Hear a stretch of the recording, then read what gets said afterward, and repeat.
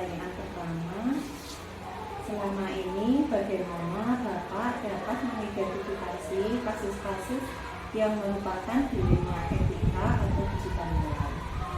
Untuk mengidentifikasi kita harus meneliti dulu apakah kasus itu dimasuk ringan dan atau berat. Yang ringan kita serahkan, mungkin kalau terjadi pada anak kita serahkan ke wali kelas. Nanti kalau wali kelas tidak bisa mengatasi, baru kita musyawarahkan bersama dengan guru-guru. Kemudian baru mengambil keputusannya adalah berdasarkan musyawarah kita bersama, karena ini adalah satu tim. Insya Allah dengan kejadian kalau kita laksanakan seperti itu, harus kita saling komunikasi antara satu dengan yang lain, dan kita teliti juga kasus itu. Jangan sampai kita gegabah dalam menentukan jawaban atau menentukan keputusan atau menyangkut Pertanyaan berikutnya, selama ini bagaimana Bapak menjalankan pengambilan keputusan di sekolah Bapak, terutama untuk kasus-kasus di mana ada dua kepentingan yang sama-sama benar atau sama-sama mengandung nilai kebajikan? ya. Kalau ada suatu kepentingan ataupun usulan, dua-duanya bagus, dapat meningkatkan mutu sekolah, maka harus kita dalam musyawarah dengan guru, kita harus memprioritaskan dulu yang terpenting dulu yang mana. Setelah yang terpenting sudah terselesaikan, baru kepentingan yang kedua kita laksanakan. Jadi tidak bisa bersama-sama, jadi harus cari yang prioritas yang paling utama dulu, nanti satunya. Nanti dua-duanya, karena dua-duanya itu untuk kebutuhan kebaikan sekolah, maka dua-duanya harus bisa terakomodasi dan terjangkau. Kemudian langkah-langkah atau prosedur seperti apa yang biasa Bapak lakukan selama ini? Ya, langkah-langkahnya yang pertama kita harus mengidentifikasi dulu, ini persoalan ini dengan cara seperti ini, yang harus kita lakukan dulu yang mana, ayo kita lakukan bersama-sama dulu. Kemudian langkah-langkah yang berikutnya adalah kita cari solusi untuk menyelesaikan itu. Nah, dalam solusi itulah nanti akan tumbuh usulan dari teman. Kalau sudah begitu, baru kita laksanakan yang terbaik. Sehingga langkah satu, langkah dua, mungkin bisa langkah-langkah berikutnya, sehingga kita langkah berikutnya bagaimana, apakah perlu dana atau tidak, perlu yang lain atau tidak. Nanti kalau sudah itu tercukupi, baru kita lakukan bersama-sama sehingga akan berjalan dengan baik. Kemudian hal-hal apa saja yang selama ini Bapak anggap efektif dalam pengambilan keputusan pada kasus-kasus dilema etika? Yang jelas sebelum kita memutuskan, seperti yang saya sampaikan tadi, kita harus meneliti kasus itu dulu. Kalau sudah, kalau sini harus kita dengan cara begini, beginilah. Ini baru kita di dalam musyawarah guru kita sampaikan, baru kita ambil keputusan bersama-sama. Hal-hal apa saja yang selama ini merupakan tantangan dalam pengambilan keputusan pada kasus-kasus dilema etika? Tantangannya yang jelas kalau kita menemui orang yang mungkin ada yang orang egois. Tapi seegois apapun orang, kalau kita bisa mencari solusi yang baik, mencari teknik yang baik, kedepannya akan lebih baik. Yang jelas semua apapun mesti ada tantangannya, ada tantangan.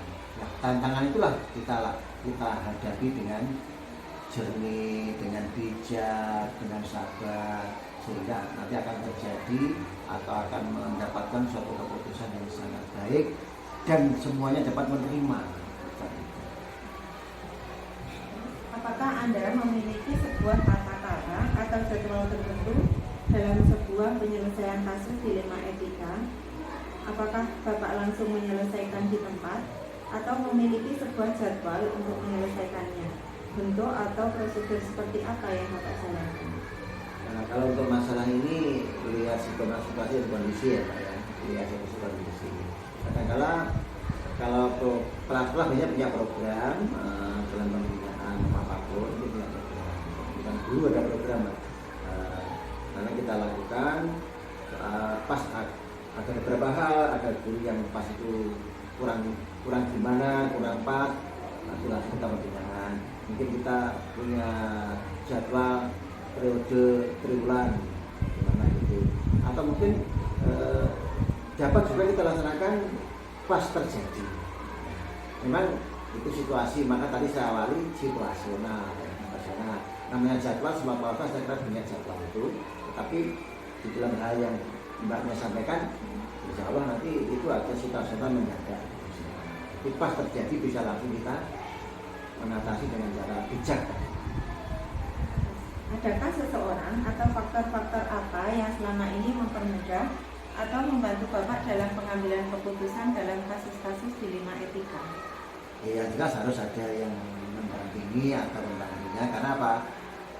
Kita harus mencari menyelidiki kasus itu dulu, itu otomatis kita minta data teman dulu untuk membantu menyelidiki. Kemudian Palasma juga menyelidiki sama-sama yang kita sinkronkan, sehingga keputusan diambil itu tidak diambil dari laporan sepihak.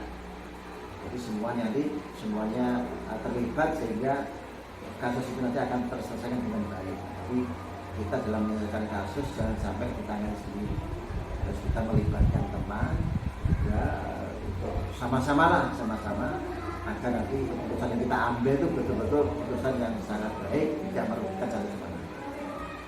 Pertanyaan terakhir, Pak. Dari semua hal yang telah disampaikan, pembelajaran apa yang dapat Bapak petik dari pengalaman Bapak mengambil keputusan dilema etika? Jelas pembelajaran itu mengedepankan musyawarah mufakat.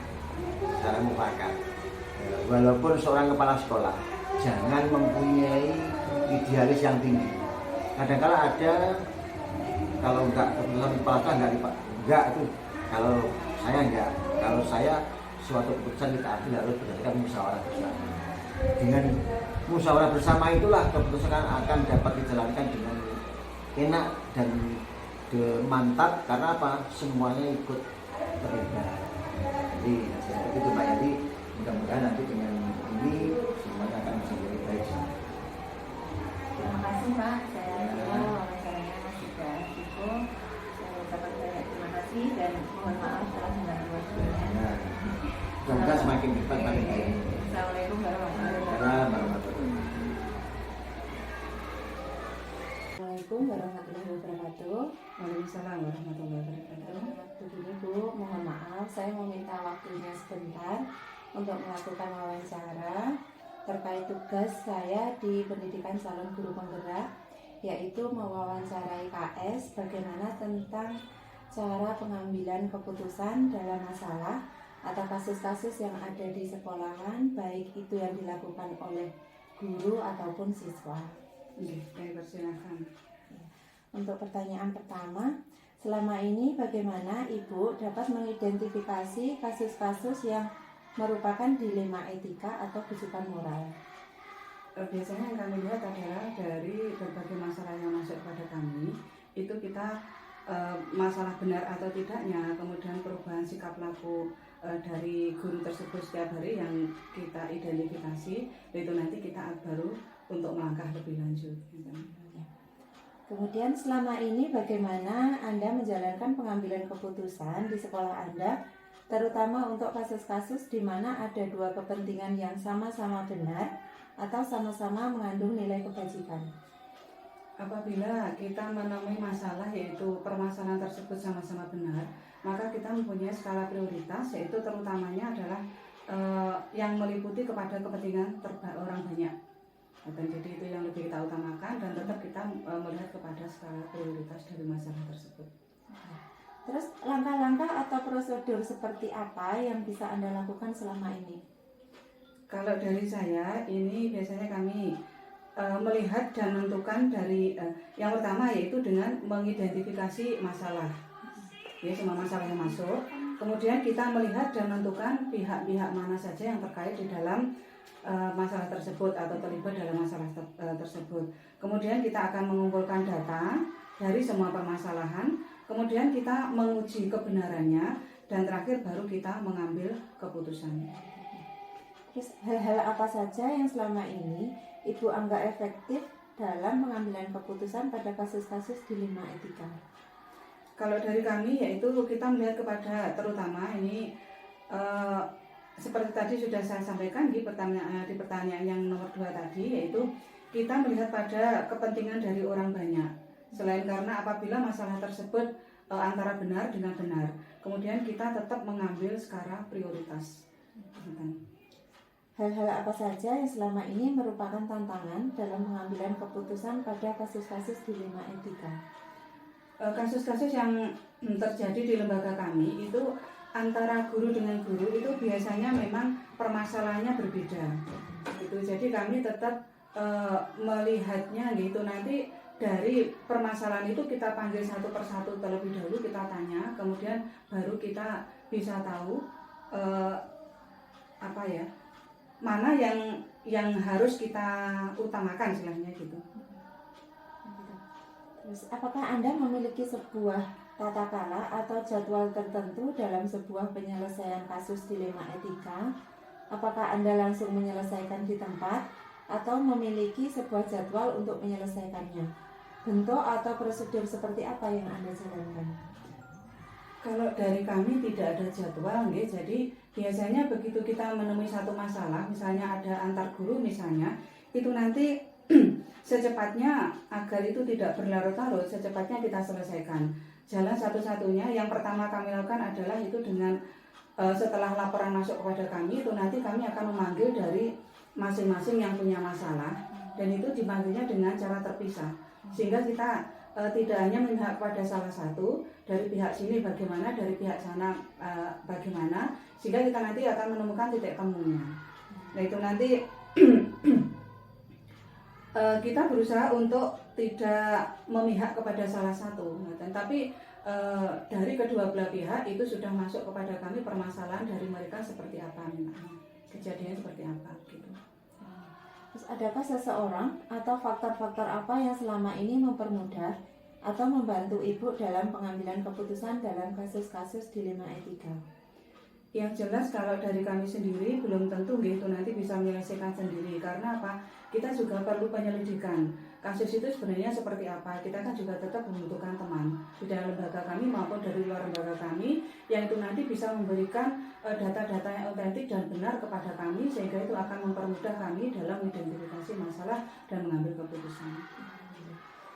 Pertanyaan terakhir nih Bu, dari semua hal yang telah disampaikan, pembelajaran apa yang dapat Ibu petik dari pengalaman Ibu mengambil keputusan dilema etika? Di lembaga kami itu baik guru, kemudian penjaga, dan juga dari kepala sekolah itu sebenarnya mempunyai fungsi, tugas yang sama, kewajiban dan hak yang sama juga, tetapi itu nanti disesuaikan tetap dengan tupoksinya masing-masing. Namun kami tetap berusaha agar itu nanti dapat terselesaikan dengan baik, tidak ada rasa kecewa di salah satunya, tetap kita dengan memakai musyawarah untuk mencapai mufakat. Apabila itu nanti kita sudah dengan musyawarah mufakat, kita cari titik temu, dan itu nanti bisa mencapai satu keputusan, dan itu nanti tetap saya selaku kepala sekolah nanti tetap yang mengambil keputusan terakhir untuk menyampaikan kepada teman-teman semuanya. Seperti itu. Ya, terima kasih banyak Bu. Terima kasih atas waktunya dan mohon maaf apabila saya telah mengganggu waktu Ibu.